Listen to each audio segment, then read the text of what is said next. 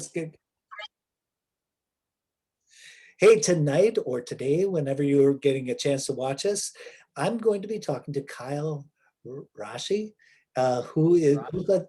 What? Rashi, you nailed it. Rashi. I got it pretty close. Okay, Kyle Rasche, who goes by the name of Chain of Lakes, and that's a pretty unique name. And of course, he's from Michigan, fairly close to Lake Michigan. So, why don't you tell us a little bit about yourself, Kyle? Well, I currently live in Alto, Michigan, which is probably about 20 minutes out of Grand Rapids, which is the major city, I guess, that most people would associate with Alto. But I have a wife and three little girls. I've been making music as Chain of Lakes for about 10 years and good 10, 11 years before that, just in various other bands and choirs and everything else. And yeah, just continuing to put out Chain of Lakes musics and trying to write as many songs as I can. Yeah, the submissions that you had were from a little studio. Is that your own studio or somebody you know? Or That's a buddy of mine in Grand Rapids that I've made a couple of records with named Greg Baxter. He has a studio called Second Story Sound, and he's always been very generous. He's one of those guys that loves to tinker and try out his new gear. So every time I know he has something new, I say, "Hey man, can I come over and check it out?" He appreciates the having somebody to learn on, and I appreciate the studio time. So that's wonderful. They were nice, clean recordings. So good. we appreciate that because one of the things that as you're a judge, you want to be able to hear the words. You want to be able to hear what people are talking about. So crisp, clear recording is almost more important than sometimes a lot of editorials or a lot of things flying around. All right, let's get you into the Great River folk singer factoid questions. So, have you ever been to La Crosse, Wisconsin? I have not been to La Crosse, Wisconsin. Oh, how close did you get so far? You know, I'm not sure that I've spent much time in Wisconsin other than just I know I was driving out to Boulder one time and took a wrong turn in Chicago and Oh, ended up going somewhere near Milwaukee before I realized it was very late at night. But yeah, I haven't spent a ton of time in Wisconsin, but I'd love. all right. So, I have to ask, it's a part of the question. Have you been to the Rhine River then? I have not been to anywhere in Europe outside of England, and that England, was well, a trip with my that's more than folks. I have. Too young Obvious- to get out of supervision. So I need to do some more European ventures as well. the reason I bring it up is we've been favorably compared to the Rhine River. Our river valley looks very similar, but we don't have any castles. We have a Yeah. giant six pack, so you could come and see that. We were part of, if you're old enough like me to remember old style Heilman's advertising for God's Country. Um, Okay. we were the headquarters of old style, and they built three containers or six containers that look like giant six packs, so they decorate them all the time. Okay. That's funny because I think the Rhine River in Germany is known for wine, correct? Yes, it is, but it is Germany, and La Crosse is also known for Oktoberfest, so it's There we go. All right, a good. lot So of we got drinking. But I'll tell you what, the west part of Wisconsin, since I grew up on the east part of Wisconsin, yeah. pales in comparison to what the east side of Wisconsin can drink. It's like Well, that's yeah. Milwaukee and Manitowoc, they per capita they do pretty good. So let's Well, move back to the questions. You had told me right before we got on that you did look up Dave's Guitar Shop. I Intrigued? did. I was intrigued. Well, I had seen a couple of my friends that you had interviewed before that I met through the Kerrville, and they you had mentioned this guitar shop, so I did a little bit of googling, and it seems pretty special. It is special. My house concert artists that come over, if I get a chance to take them around downtown La Crosse to show them off, I show off that place all the time, and they just say the best place to look for a guitar to just study guitar in the nation. And that would be Nice. Well, yep. All right. So let's move on to the legend quiz. I like it. Bob Dylan or John Prine? John Prine. Joni Mitchell or Carole King? Now, I am in the guest bedroom, and you see who is behind me there. Yeah, like that's Oh, Joni, and that's Joni. My wife nice. collected a lot of Joni in her days, and the room is kind of decorated like a hobo kind of style or hobunkin style. I forget what she said it was, but so Well, if my house would have a tapestries vinyl behind, so I'll go Carol King on that. yeah, On that. and you cannot go wrong with either one of those. It really is the style of music. I was listening to Humbird last night.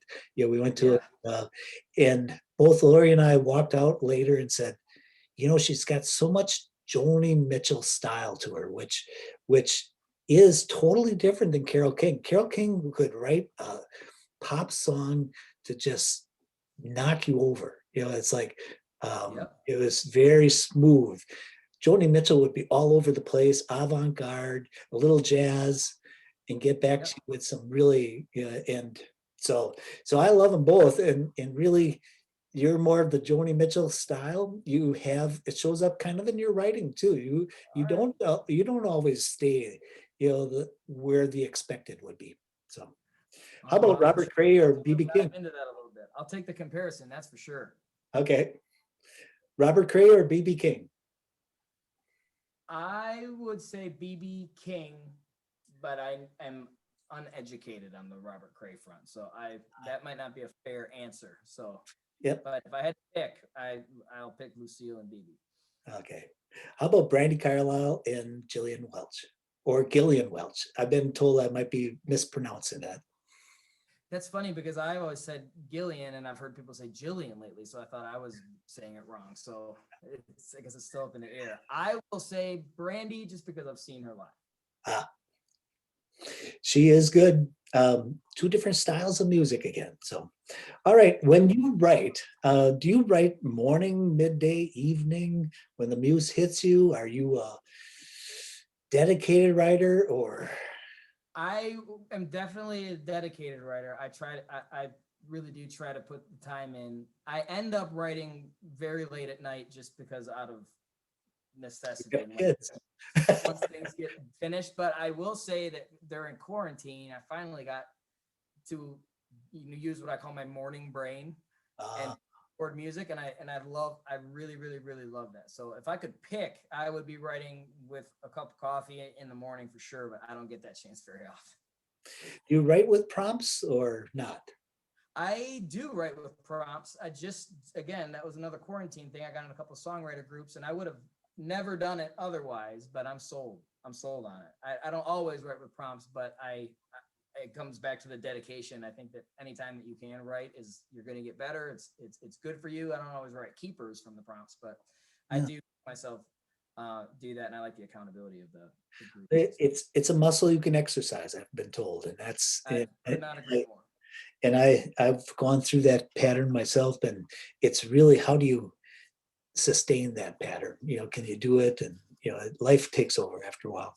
It's So that it does. paper, computer, something else. How do you write? My phone lately, as unromantic as that is to say, I have a lot of voice memos and a lot of notes on my phone, and then generally, as I start to finish something, I'll transfer it over to a desktop and have a file on there. But mostly on my phone is the idea churning, and then it gets wrapped up on a desktop. I feel sorry for people who are going to find your stuff when you're famous and it's on your phone or where's the Bob Dylan sketched out things that are going to go for $1 million somewhere. I know. I have friends that have like all these piles of notepads, and it's so cool looking. They're so loved and used, and I just want to know where all these notepads have been with them. And I wish I had the dedication. I also don't have the handwriting for it. I go back to my own handwriting, and I'm like, what were you trying to scribble there? So it's nice to have a font that I can pick that's going to be legible and readable later.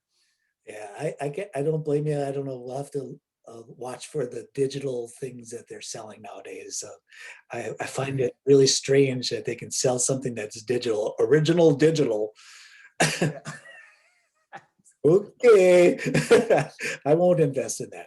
So, one of your songs or portions of the lyrics, I would like to know which one you would frame and how you would frame it. I would say, well, it's kind of already been done. One of my old friends had sent me, she made me, it's actually this artist that did these.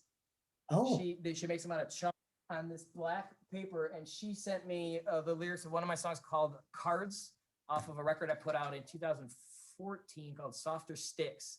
And she it was written during this time of my wife and I's journey, where the first couple times that we were expecting kids, it did not work out, and it was really kind of heartbreaking. And that song kind of goes through that time of trying.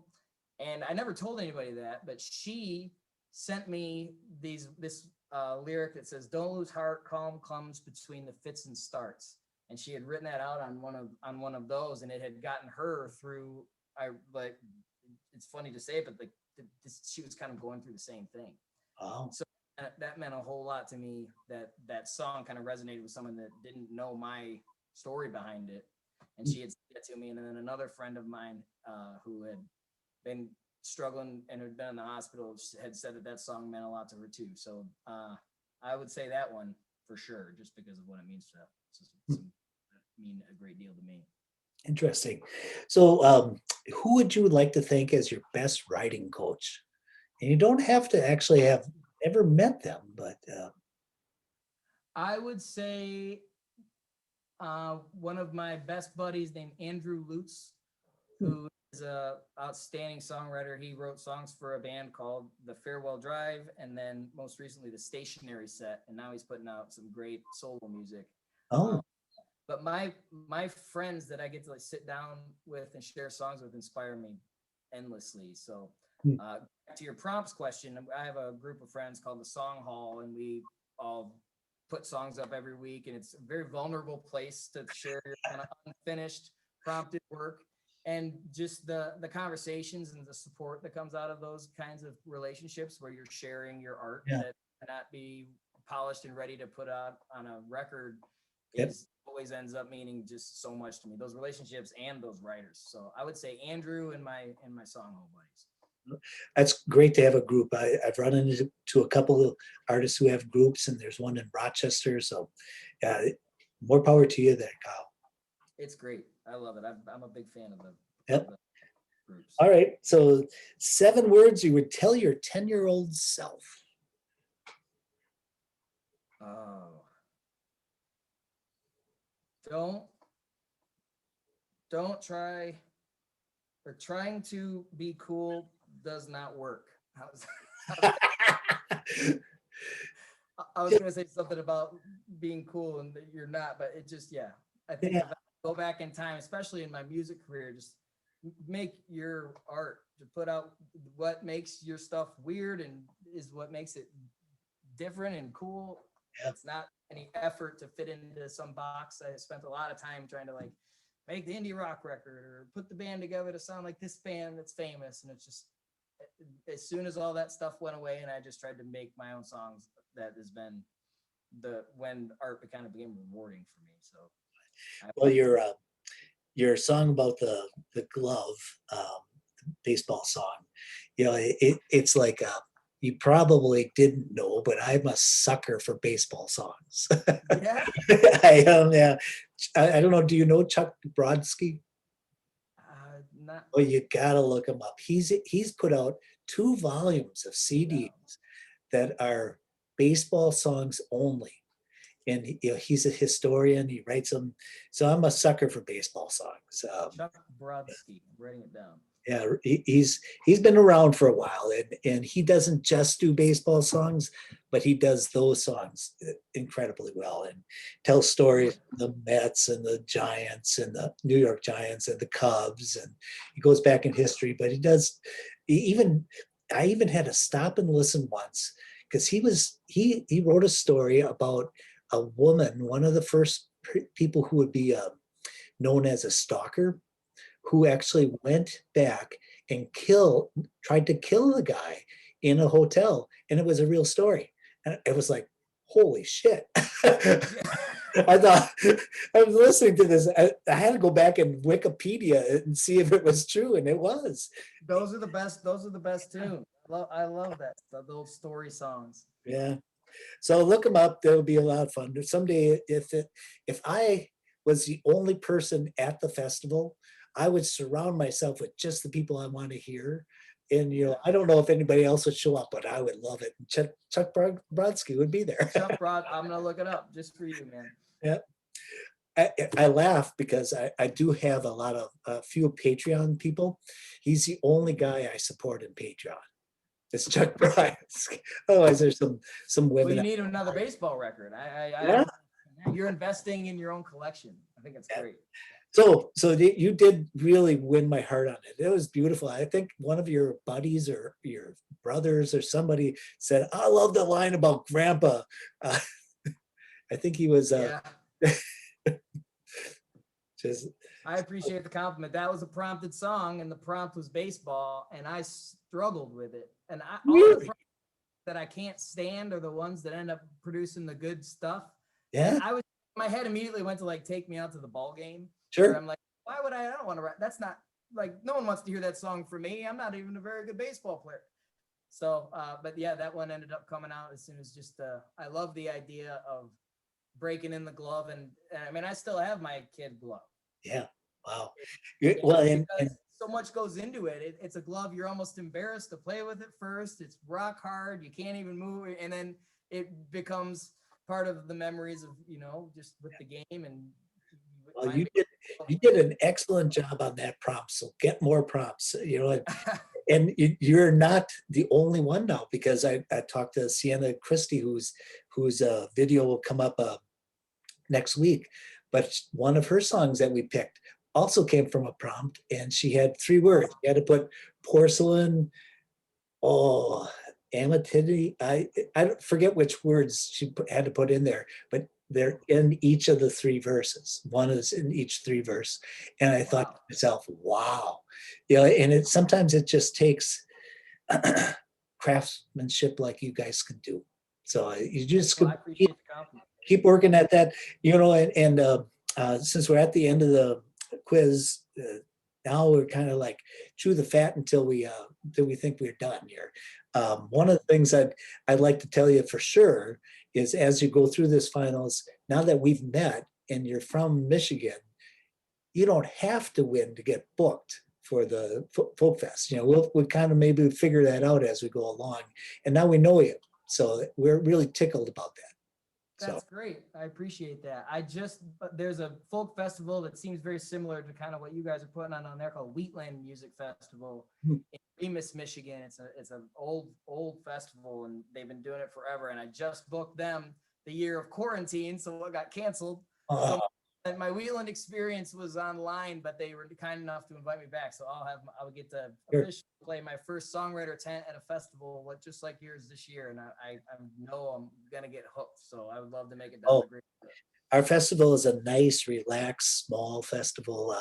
It's been growing 10 to 20% a year, because I think the people are back and understand acoustic music.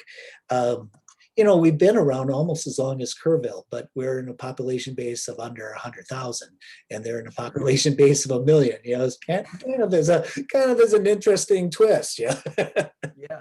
The other one that's on our same weekend, but they're canceled this year. So if you're starting to look around for different festival opportunities, I know some people up at Porcupine Mountain Festival, and they have it at the same time as we do. So, it Is happened. that in the UP? Is that in the Upper Peninsula? It's Upper Peninsula. Yeah. Good people up there. Yep. Yeah, really, really cool people. Yeah, sometime I think last year, or the last time we had a festival, Charlie Parr played up there on Friday and came down to us on Saturday. So Cool. he drove pretty far, about 5 hours, but he made it. Well, do you have any other questions for me, Kyle? No, mostly just thank you and gratitude for putting on such a cool festival. It was neat to see some familiar faces that I got to meet through the Kerrville thing at your festival too. And you guys are doing a great job just bringing a bunch of songwriters together. So thanks for including me. Well, the thing we didn't hear from you yet is, why Chain of Lakes? Where did you get that name? Well, my last name is Rasche, and it's spelled Rasche. And I have been called Rash on the radio for 20 years. And always knew that I wanted it to be a project. I think I probably got inspired by Sam Beam and Iron and Wine and him pulling that off as just calling his project something that was a little more memorable and that people could actually say. So, I mean, it's not a great answer, but that's generally why I've just picked I picked a band name. And my family has had property up on a series of lakes up in northern Michigan called the Chain of Lakes forever. That's where I learned how to play guitar on those bonfires, and it was always a really special place where I lived half my life. So it was an easy decision about what to land on. Naming stuff is so hard. It's like, what am I not going to regret in a year? And want to change it. So that place is always really special to me. This Michigan's very special to me. The Great Lakes are a chain of lakes. They're all That's connected. true.